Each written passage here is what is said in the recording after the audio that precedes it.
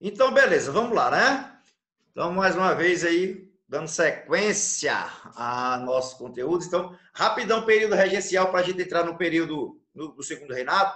O período regencial, a gente sabe que ele acontece, obviamente, após o primeiro reinado, quando Dom Pedro I abdica do trono e o herdeiro não tem a idade para assumir, né? Não tem a idade para poder, né, assumir o trono. Ele tem, né, 5 para 6 anos de idade.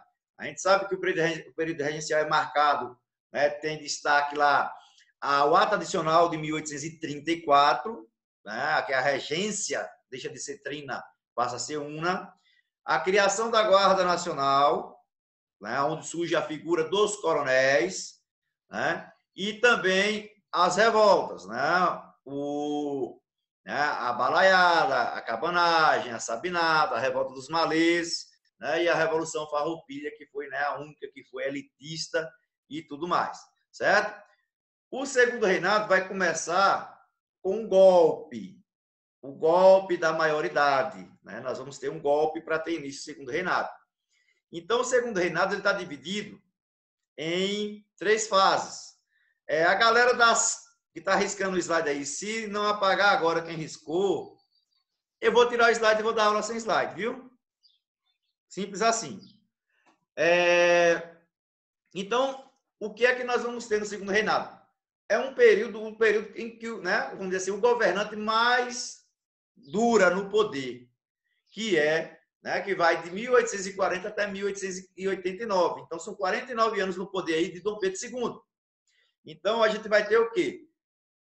O período regencial, pós o período regencial, o mais longo período que a gente tem um governante. A gente teve, né, a era Vargas, com Vargas durante 15 anos, por exemplo, mas Dom Pedro II vai ficar 49 anos no poder, talvez, né, por isso é um dos conteúdos que a gente mais estuda, porque tem muita coisa, né? E o interessante é que não tem tanta revolta como a gente vê num período tão pequeno que é o período regencial. Então, a gente vai dividir essa aula, né, em 2 partes. Hoje a gente vê a primeira parte e na semana que vem a gente, né, vê o restante. Então, vejam só. Durante esse período, nós vamos ter o quê? 2 correntes políticas. Veja que está escrito corrente política, não são partidos políticos. Nós vamos ter os liberais e os conservadores. O que é que a gente tem que saber em relação a liberais e conservadores? Que no discurso, na teoria, eles divergem, eles são diferentes. Na prática, né, são a mesma coisa. Ou seja, é farinha do mesmo saco. Quando eu falo aqui farinha do mesmo saco, né, é um ditado popular, só que é um ditado popular que é utilizado desde essa época aí. Né? E a gente pode precisar saber disso aí. Tinha uma frase assim: não há nada mais liberal do que um conservador no poder. Ou não há nada mais conservador do que um liberal no poder. Ou seja, não tinha diferença de quando eles estavam no poder. Já para tirar uma outra dúvida, como assim eles estão no poder se tem Dom Pedro II? É a questão de quem está com o maior número de representantes no parlamento. No nosso caso, a gente chama Congresso, né? Então, que tem mais, o maior número de deputados. Então, quando tinha mais, né, liberais, eles tinham mais poder. Quando tinha mais conservadores, né, os conservadores tinham mais poder. Mas a gente sabe que quando volta ao segundo, né, volta o poder do rei, volta o poder moderador. E o rei, né, manipulava essa galera aí. Então a gente vai ver já já, né, que Dom Pedro II tem esse poder e tudo mais. Então, liberais e conservadores, tudo farinha do mesmo saco, alternavam no poder. Lembrando que quem ficou mais tempo aí, né, durante o governo de Dom Pedro II, foram os conservadores. Né? Então, né, quem mais ficou aí, né, nesse poder aí, né, durante esse período. Destaque que você já tem que saber, preste atenção. Um apelido dado à política que foi desenvolvida durante o segundo reinado foi esse chamado parlamentarismo às avessas, ao contrário. Por que ao contrário? No parlamentarismo normal, quem escolhe o primeiro-ministro são os deputados e senadores, né? No nosso lindo parlamentarismo, que teve o apelido de parlamentarismo às avessas, quem escolhia era o rei. Ou seja, era o contrário. No parlamentarismo normal, o rei reina, mas não governa. No nosso parlamentarismo, o rei reinava e governava, e mandava, e desmandava, e era uma bagaça toda, né? Então, o poder legislativo estava subordinado, olha aí, só olha esse pontinho do slide aí, o poder legislativo estava subordinado ao executivo, ou seja, o rei é quem escolhia o primeiro-ministro e não os deputados. Então era ao contrário, por isso o parlamentarismo às avessas. O imperador era a peça central, né? Nessa charge aqui, né? Nós temos o quê? Tá aí, ó, liberais e conservadores manipulados por Dom Pedro II, cientes de que precisavam de sua proteção. Né? Então, eles estão, né, como se estivessem pendurados, né, as marionetes, né, sendo, né, pendurada aí, né, pelo imperador. Ou seja, o imperador é quem comandava tudo aí na época. Eu quero que vocês prestem atenção nessa imagem de Dom Pedro II aqui, nessa pintura. O que é que tem aí de interessante? A sua imagem, sua fisionomia de jovem. Né? Geralmente ele é representado velho, que era para dar um ar, né, de maturidade, porque ele assume com apenas 16 anos de idade. Né? Ele ainda não tinha, né, o que a Constituição lá dizia, né? Permitia. Houve um golpe. Por que golpe? Porque ele chega ao poder, né, fora dos trâmites legais. Então, foi um golpe. Então, a entrada de Dom Pedro II é um golpe. Né? A gente vai ver que ele sai a partir de um outro golpe, um golpe militar. Né? Em 64, outro golpe. Em 2013 não pode dizer que foi golpe, porque foi legal. Né? Mas a gente chega lá. Seguindo aqui, olha uma questão aqui que a gente vai fazer o contexto, a atualidade. Hoje a gente tem o que a gente chama de questão fundiária, luta pela terra. A gente tem como destaque aí o movimento, né, sem terra, o MST. O que, né, qual é o objetivo do MST? Uma reforma agrária, uma distribuição de terras, né, para quem não as tem.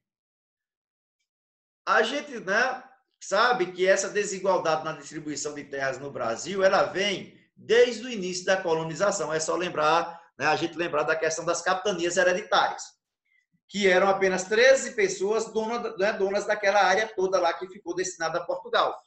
Então, 13 pessoas donas de uma área gigantesca. Era, né, muita terra para quase nenhuma, né, pessoa. 13 pessoas. Uma desigualdade muito grande. Então, isso contribuiu para o que a gente chama de questão fundiária. Hoje ainda é fruto disso, a disputa pela terra.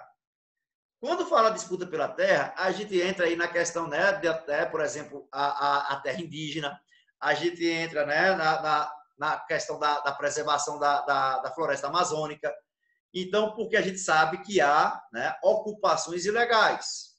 É uma questão de atualidade. Pode aparecer, né, fazendo um contexto aí. Então, assim, fiquem atentos a essa questão, né, a questão de terras, a reforma agrária, que nunca vai acontecer no Brasil, porque quem era para organizar isso são os donos dessas terras. Então, eu não vou criar uma lei que vai tirar minhas terras, né? Complicado. Era para, né, estarem preocupados com isso. Inclusive, né, as invasões das reservas indígenas, né, a cada dia que passa está aumentando, até porque há um incentivo por parte do nosso presidente da República. Né? Então, teve muita gente que invadiu terra indígena acreditando que quando Jair Bolsonaro entrasse no poder, ele iria legalizar essas terras. Né? Simples assim. Invadir porque o governo, né, foi uma proposta do governo que terra indígena não produz, então a gente invade para poder produzir. Né? Então, falar de uma forma bem simples para vocês entenderem. Mas vamos falar da Lei de Terras de 1850. O que foi essa Lei de Terras de 1850? Outra questão fundiária. Também contribuiu para a desigualdade da distribuição de terra no Brasil. Essa lei determinou que toda a terra tinha que ter documento. Esse documento era pago. Se eu era um pequeno proprietário de terra e eu não tinha minha terra documentada, não tinha um registro dessa terra, eu tinha que fazer. Eu tinha que pagar por esse documento. E se eu não pagasse?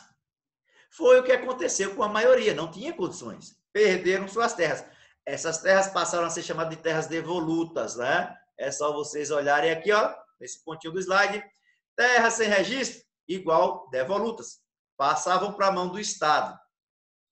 O que é que o Estado fazia? Vendia para aquele que não tinha, para aquele que tinha condições de pagar. Ou seja, eu tinha minha terrinha lá, não paguei, o que é que aconteceu? Ela virou terra devoluta.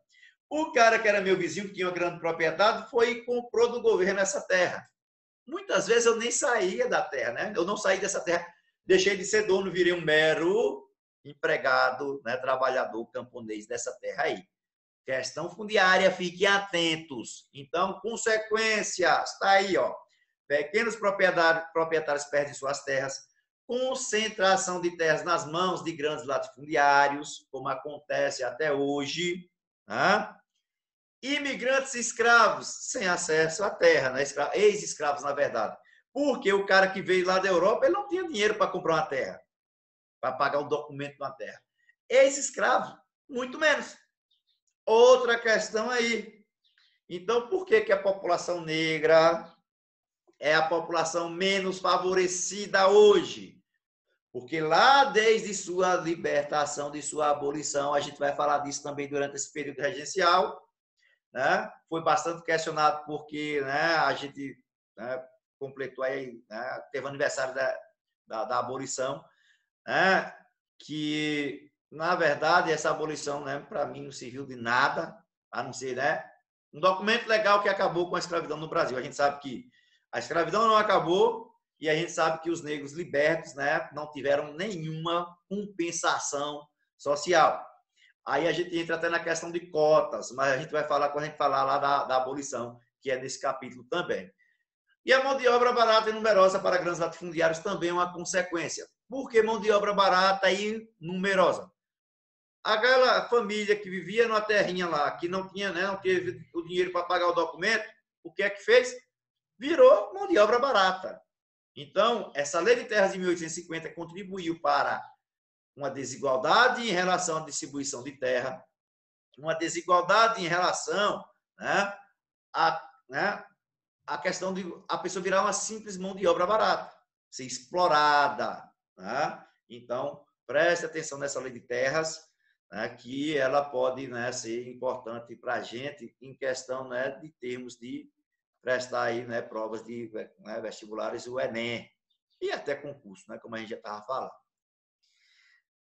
Eu vou pular essa parte da política externa, porque quando a gente chegar na Guerra do Paraguai, eu vou comentar.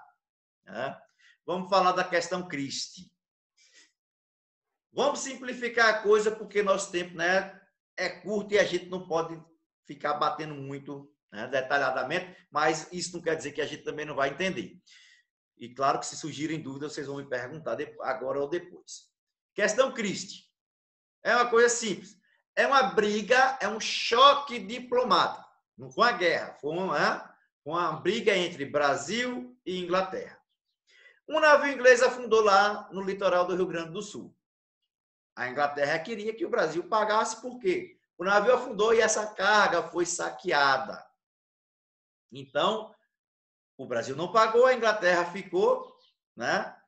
Não ficou satisfeita e começou a haver um conflito diplomático. Para completar esse conflito, uns marinheiros ingleses foram presos lá no Rio de Janeiro. Eles, né, foram presos porque estavam aí que, né, tomando refrigerante. E aí, né, eles acabam sendo presos. Ele O que chega e isso tem ligou a o ver comigo? microfone. Não entendi, não. Não, eu vou Não. explicar. Os marinheiros, né, estavam bêbados. E aí acabaram sendo presos. Estava badernando lá no Rio de Janeiro, foram presos. A Inglaterra exigiu que o Brasil pedisse desculpa. Então foi outro choque diplomático. Primeiro, a questão do saque da carga, né, do navio que afundou lá no litoral do Rio Grande do Sul. O Brasil não pagou a indenização. E a prisão desses marinheiros. Foi uma afronta para a Inglaterra, né, que seus marinheiros fossem presos. Não, é inglês, deixa fazer o que quer aqui. Tem que prender mesmo. Por que o nome Christie? Questão Christie. Porque o embaixador inglês, né, na época, era aqui, ó, W.D. Christie. Ele vai e prende 5 navios brasileiros lá no porto do Rio de Janeiro. Olha, a Inglaterra prende navio brasileiro aqui no Brasil. E aí, isso leva ainda mais a esse choque diplomático. No final, Leopoldo I, que era, né, o imperador da Bélgica, ele vai mediar essa briga e vai ser favorável ao Brasil. Né? A Inglaterra não vai, né, aceitar e vai, né, ver esse rompimento de relações entre Brasil e Inglaterra. É óbvio que a Inglaterra está aí, ó, em 1865, pede desculpa porque não era interessante para ela, principalmente por questões comerciais.